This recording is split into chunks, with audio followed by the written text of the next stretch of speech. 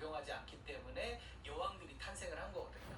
오스트리아도 이제 왕들이 남자들이 해왔는데 이 마리아 테레지아가 이제 여제가 되면서 이 다른 나라들이 이 마리아 테레지아를 받아들이지 않습니다.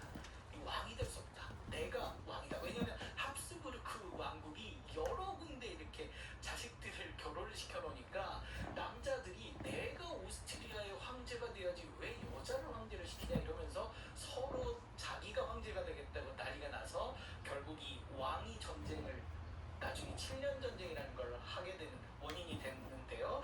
이 마리아 테레지아의 막내딸이 바로 이 루이 16세와 결혼을 한 마리 앙뚜아네트입니다. 우리로 치면 한국에 갑자기 일본 공주가 시집을 오면 마리 앙뚜아네트가 누굴까? 이뻐해야 이뻐할 수가 없는 거잖아요. 모든 족족이 다 불만스러운 겁니다. 그래서 나쁜 뉴스들이 굉장히 많았는데요. 특히 이제 모슬린이라고요. 굉장히 코튼이죠. 면화. 이렇게 그동안 모직물이잖아요. 이 양의 털을 가지고 두꺼운 옷을 입었는데 이 코튼, 면화로 부들부들한 옷을 입으니까 너무 좋은 거예요. 산업혁명의 지역인 영국에서는 이미 이 면화가 많이 발전을 했는데 이 모슬린을 이제 우리 마리 앙뚜아네트가 입은 겁니다. 근데 사람들이 속옷을 입고 다닌다. 음탕하다. 이러면서 갖가지 소문을 내기도 했고요. 그 다음에 이제 다이아몬드를 안 받았는데 다이아몬드를 뇌물로 받았다. 이런 헛소문까지 되면서 굉장히 어려워졌고 마지막으로 빵이 없으면 브리오슈를 먹어라. 이런 이야기를 했다. 그해 프랑스 혁명이 나는 해에 굉장히 프랑스가 가뭄에 시달렸어요. 그래서 결국 흉년이 들고요. 굉장히 어려움에 처했는데 이런 철없는 마리 앙뚜아네트가 야 사람들이 빵이 없으면 브리오슈를 먹으라 그래 라고 얘기를 했다고 해서 사실 이 브리오슈를 먹으라라는 얘기는 장자크 루소가 그의 책 고백록에서 이렇게 이제 빵이랑 와인을 좀 먹으려다 보니 갑자기 옛날 대공부인이었다는 얘기가 생각이 나네. 농민에게 빵이 없으면 브리오슈를 먹어라 라는 얘기를 했었다라는 내용을 기조했는데 심지어 이 장자크 루소의 그 책이 쓰던 당시에는 마리 앙뚜아네트가 왕비가 되기 전입니다. 그러니까 시기적으로도 안 맞는데 이걸 갖다 붙여가지고 모함을 했던 거죠. 브리오슈가 어떤 건지도 좀 설명해 근데 브리오슈 아마 드셔보셨을 거예요. 브리오슈는 이제 여러 가지 기원설이 있는데요. 그 중에 하나가 브리치즈라고 혹시 아시나요? 흰 곰팡이 치즈라고요. 까만색 가죽 비슷한 게요. 이 치즈와 버터, 달걀이 많이 들어간 빵 먹을 거지. 부드러운 빵을 브리오슈라고 합니다. 비에누아즈비 이게 이제 단맛이 나는 빵 과자를 비에누아즈비라고 하는데요. 우리가 프랑스 빵 하면 대부분 바게트 딱딱한 맛, 심지어 천장이 다 따질 정도로 딱딱하잖아요. 그런 것들을 파괴하고 합니다. 딱딱한 빵, 맛없는 빵, 맛없다고 보기에는 그렇지만 좀 밍밍하고 딱딱한 그런 빵들을 이 팡이라고 하고요. 단맛이 나는 빵 과자 이런 거를 비에누아즈비 이게 무슨 뜻이냐면 비엔나 빵이라는 뜻입니다. 즉 오스트리아 빈에서 건너온 제빵사가 만든 빵을 비에누아즈비라고 하고 되게 달콤하고 부드러운 빵이다 이런 표현들을 하는데요. 훨씬 더 고급인 거네요. 그렇죠. 버터가 많이 들어가 있다. 아무래도 이제 버터가 들어간 빵들은 그 원재료 비율들이 많이 들어가요. 그래서 버터와 달걀과 치즈 이런 것들이 들어갑니다. 부들부들한 단맛이 나는 빵들을 그거의 대표적인 빵이 이 브리오슈가 됩니다. 그러면 빵이 없으면 브리오슈를 먹어라는, 빵이 없으면 케이크를 먹어라는 비슷한 건 아닙니까? 그렇죠. 빵이 없으면 브리오슈를 먹으라라는 말이 좀 와전이 돼서 마리 앙뚜아네트가 빵이 없으면 케이크를 먹어라 뭐 이런 표현을 했다고 해서 아주 그냥 욕을 바가지 이게 좀 억울한 거예요. 억울한 거죠. 네, 그러니까 다른 나라 여왕이 와서 사실 이 가장 큰 원인은 루이 14세부터 재정이 굉장히 이렇게 악화되고 이러면서 이게 결국 140년 동안 루이 14세와 루이 15세가 아주 흥청망청 쓰고 하던 짓들이 되게 안 되고 이래서 결국 루이 16세가 그 빚더미를 떠안다가 하필이면 프랑스 혁명 일어나는 해에 가뭄이 들고 흉년이 들면서 경제가 너무 어려워지고 이 화살을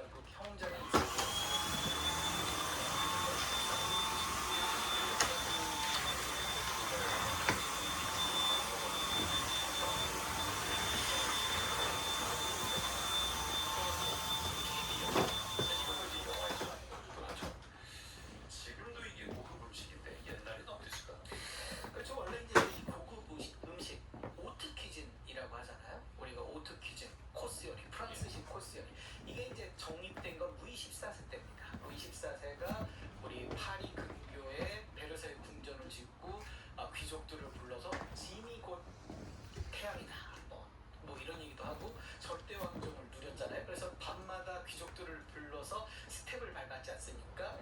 3박자 이렇게 4박자 이렇게 밟아가면서 그러면서 뭐합니까? 이렇게 코스 요리도 먹고 이랬는데 이게 원래는 우리 그 이탈리아의 메디치 가문에서 시집온 왕비가 그 가져온 메디치 가문의 요리법들이 이렇게 발전해서 했고요. 그러다 보니까 이제 좀 더 고급지고 좀 더 맛있는 것들을 추구하다 보니까 3대 진미가 나오게 되는 겁니다. 그래서 트러플, 푸아그라, 캐비아 보통 3대 진미라고 하는데요. 트러플 같은 경우는 우리가 이제 송로버섯이라고 하거든요. 그래서 이제 이게 땅 속에 깊이 들어 있습니다. 땅 속에 들어 있다 보니까 사람은 찾을 수가 없습니다. 땅 속에 들어 있는데 어디에 있는지 모르잖아요. 그러다 보니까 이제 보통 돼지. 그래서 돼지에게 이 송로버섯의 향을 계속 훈련을 시키고 풀어주면 그 다음에 강아지 이렇게 해서 막 소리를 지르거나 냄새를 맡고 막 파면 이게 늦게 가면 안 됩니다. 걔네들이 다 먹어버리기 때문에 빨리 가서 이걸 꺼내서 이게 꺼내면 그래서 이 트러플이 굉장히 이제 비싼데요. 흰색과 검은색이 있습니다. 뭐가 더 비쌀까요? 버섯이요? 송로버섯이? 네네네. 흰색 까만색이 있어요? 네네. 왠지 까만색이 비쌀 것 같은데. 흰색이 조금 더 비싸요. 그래요? 왜냐면 흰색 버섯을 우리가 주변에서 볼 수 있으니까. 네, 그래서 흰색 사실 우리가 트러플을 제대로 된 모양을 볼 수가 없습니다. 너무 비싸서.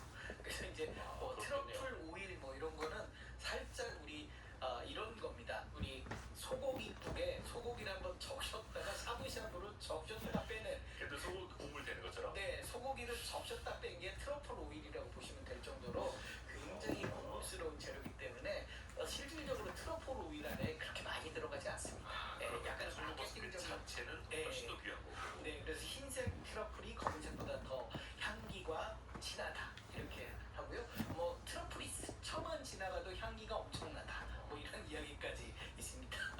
그리고 예원아 나가자. 푸아그라. 네. 우리 이제 지방간이에요. 그 푸아그라라는 뜻이 프랑스어로 지방의 간, 그러니까 지방간인 거죠. 이게 거위에 가는가요? 그렇죠. 거위. 요즘에 이제 오리도 많이 쓰는데요. 이게 이제 루이 14세가 굉장히 즐겼다고 합니다.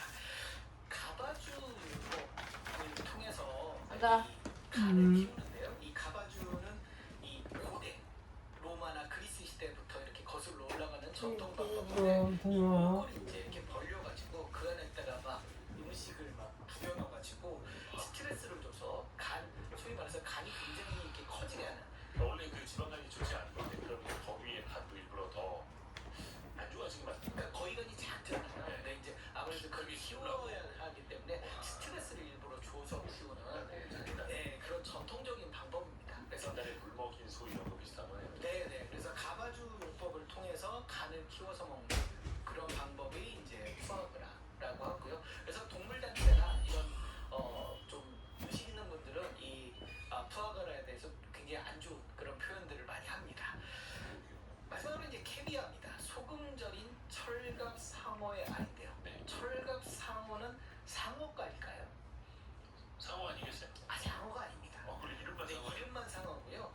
이 철갑 상어는 이 상어는 연골 어류예요. 그러니까 뼈가 되게 이렇게 부드러워. 네, 그런데 이 철갑 상어는 경골 어류라서 굉장히 강한 그런 뼈가 있어서 사실 이 상어류와는 조금 다른 그런 개념이고요. 철갑 상어에는 알이 체중이 한 10% 정도 들어있습니다. 그래서 체중이 10%가 아니에요. 엄청 많은 것 같아요. 네네네. 근데 이제 철갑상어 양식이 되게 까다롭고요. 성장이 되게 느리다 보니까 이 알을 구하기가 굉장히 어렵습니다. 생산량이 많지 않고요. 주로 이제 카스피해 지역에서 생산이 되고요.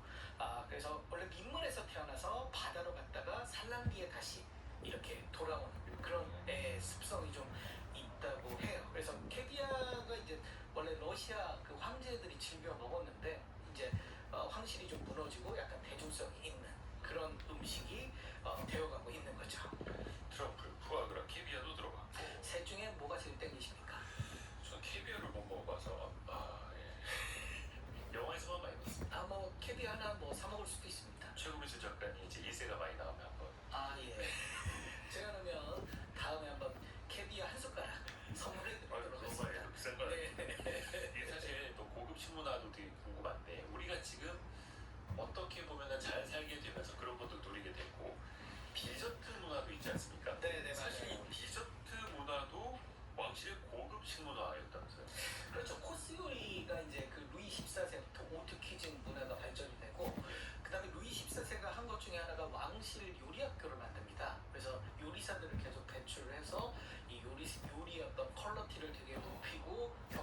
갖추게 되는데 이런 코스 요리의 기반은 사실 메디치 가문에서부터 넘어온 거죠.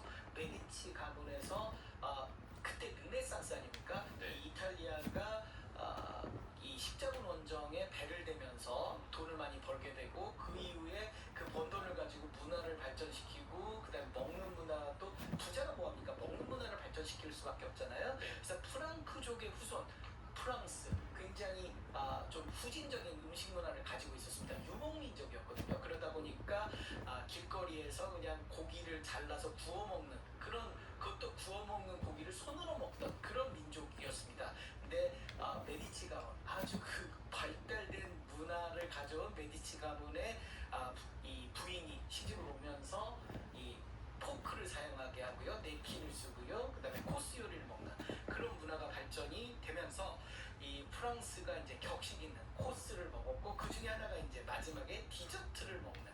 그래서 보통은 이제 메인 코스는 좀 짭짤하게 먹습니다. 소금을 먹고 마지막에는 이제 단맛의 음식을 먹으면서 단짠단짠이 되면서 후하게 즐거움이 이렇게 넘어오는. 그래서 프랑스어로 원래 데세르비르 이게 이제 식사 후 식탁을 치우다 이런 뜻인데요. 이게 지금의 디저트로 이렇게 발달을 하는 그런 어원이 되고요. 마지막에 이제 먹을 때는 원래 이제 가장 달게 먹어야 그 단맛이 올라오면 그동안에 먹었던 그 어떤 즐거움이 가장 극대화된다고 그래요. 그래서 디저트는 되게 단 그런 음식을 마지막에 이렇게 주는 거고요. 더운 것을 먼저 내요. 나중에 찬 것을 나중에 내는 게 원래 디저트의 코스의 기본이라고 합니다. 디저트도 코스가 있어요. 네네. 그래서 따뜻한 거를 먼저 내고 찬 걸 나중에. 그 오트키진의 코스에 보면 와인도 계속 바뀝니다.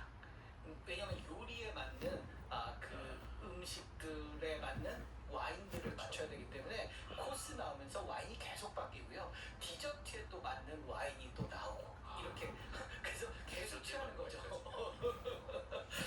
그래서 이제 프랑스에서 이제 앙트르메라는 말도 쓰는데요. 이게 이제 원래 정식 식사에서 요리 사이에 내는 음식 뭐 이런 의미인데 이게 이제 지금은 디저트. 요리가 음식인데 요리 사이에 또 음식을 내는 게 있어요. 그렇죠. 요리 사이에 뭐 손도 중간중간 씻고요. 뭐 이런 오트키진의 코스 열심히 먹었네요. 네, 깁니다. 그래서 원래 이 앙트르메는 왕실의 식사 중간에 행해지는 공연 뭐 그런 의미였는데 이 공연이 이제 좀 사라지면서 이 후식 디저트로 이렇게 바뀌게 되는 그런 거죠. 그래서 예전에 이제 그 루이 14세 때 보면 뭐 춤도 추다가 먹다가 춤도 추다가 공연도 봤다가 이러면서 계속 이제 파티를 하는 그런 문화 중에 하나가 이 오트키진의 문화가 된 거죠. 프랑스 혁명 이후 이 오트키진 귀족들과 황제만 즐겼던 이런 문화들이 이 황제와 왕실이 귀족이 무너지면서 이제 일반 서민들도 오트키진을 즐기게 됐는데 그 중요한 이유는 왕실과 귀족에서 그 요리를 대접하던 그 사람들이 일자리를 잃으면서 레스토랑이 발전을 하게 되는 거죠. 왕실이 무너지면서 네네. 그 왕실도 혹은 이제 귀족들의 요리사들이 나가서 어쩔 수 없이 이제 창업한 거네요. 창업한 거네요. 그렇죠. 프랑스 혁명을 거치면서 단두대 이슬로 너무 많이 사라졌습니다. 귀족들이 그냥 말 한마디 잘못해서 아니면 그냥 밉상 받아서 이렇게 계속 죽어나가니까 이 요리사들이 요리를 대접할 귀족들이 없어지면서 이제 어떻게 우리가 살아야 되지? 그러면서 이제 자기가 아는 건 고급 요리 기술이고 그러면서 레스토랑을 하나 둘씩 창업하면서 오트키진의 코스 요리를 일반 서민들에게 제공을 하게 되는 거죠. 그래서 영화 딜리셔스 프렌치 레스토랑의 시작이라는 영화가 있거든요. 그게 흥행하진 않았는데 프랑스 혁명 직전에 이 공작의 그 전속 요리사였습니다. 네. 근데 어느 날 만찬을 하게 됐는데 추기경도 모시고요, 백작도 모시고 여러 그런 고급진 분들을 모셨는데 거기에 가장 히든 카드로 감자 요리를 이렇게 서비스를 해줍니다. 네. 근데 너무 사람들이 맛있게 먹으면서 야, 이 요리 지금까지 먹어보지 않은 이 요리를 도대체 누가 한 거야? 좀 불러와봐 요리사를. 그래서 이 요리사를 불러왔는데 야, 재료가 뭐야? 감자입니다. 이러는 순간 사람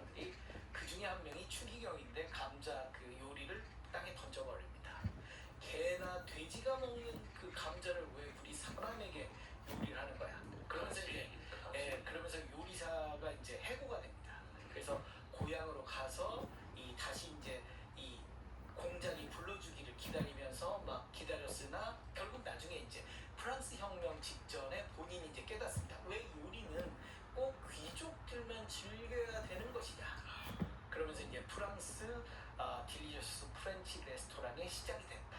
그러면서 마지막에 이제 프랑스 혁명이 그렇게 시작됐다. 이렇게 마지막에 영화가 그래서 그 끝납니다. 귀족들의 음식도 이제는 일반인들이 먹을 수 있게 됐고 그게 이제 레스토랑. 코로나19 영향으로 또 하나 바뀐 게 있습니다. 우리 그 미쉐린의 네. 가이드라고 하는데요. 이게 별점이 뭐 3개까지 부여가 됩니다. 근데 코로나19로 인해서 프랑스의 고급스러운 식당들이 많이 문을 닫습니다. 장사가 안 되다 보니까. 그러니까 이 사람들이 어떻게 하냐면 이 푸드트럭을 하나씩 내가지고 푸드트럭에서 별세계 미슐랭 그런 요리들을 이렇게 제공을 하면서 이 푸드트럭 자체가 미슐랭 3스타를 받는 그런 현상들이 최근에도 일어났거든요. 그러니까 요리사, 고급진 요리사들이 일자리를 잃으면 새로운 식문화가 생기는 그런 영향들이 프랑스에서는 있는 거죠. 안 오면 찾아간다. 네. 그러니까 먹고 살기 위해서 우리 어떻게든지 살아갈 방법을 하는 거고요. 우리가 그 되네르 케밥이라고 있습니다. 케밥이요. 되네르 케밥의 탄생지가 어디일 것 같습니까? 케밥이 어디죠? 독일입니다. 튀르키예가 그 전후 서독의 그 이 발전을 위해서 수많은 사람들이 넘어갑니다. 우리 70년대 간호사, 광부 같이 넘어갔었잖아요. 그런 것처럼 서독의 발전을 위해서 튀르키예인들 많이 넘어가고요. 튀르키예인들이 가서 고향의 음식을 먹을 수밖에 없지 않습니까? 그래서 그 노동자들, 공장 노동자 튀르키예인들 위해서 케밥을 만들게 되고 그게 이제 지금 독일에서 소세지보다 더 많이 팔리는 그런 상품이 된 겁니다. 그러니까 튀르키예인들이 독일에 가서 먹으려고 만들었던 게 지금의 케밥이에요. 우리 카레도 네. 인도가 오리지널이지만 영국에서 많이 꽃피웠거든요. 그런 것처럼 결국 그 사람이 이렇게 살려고 이렇게 하다 보면 그 문화의 새로운 음식들을 전해줄 찾아내고 수밖에 만들어내고 전달을 없는 하고. 거죠.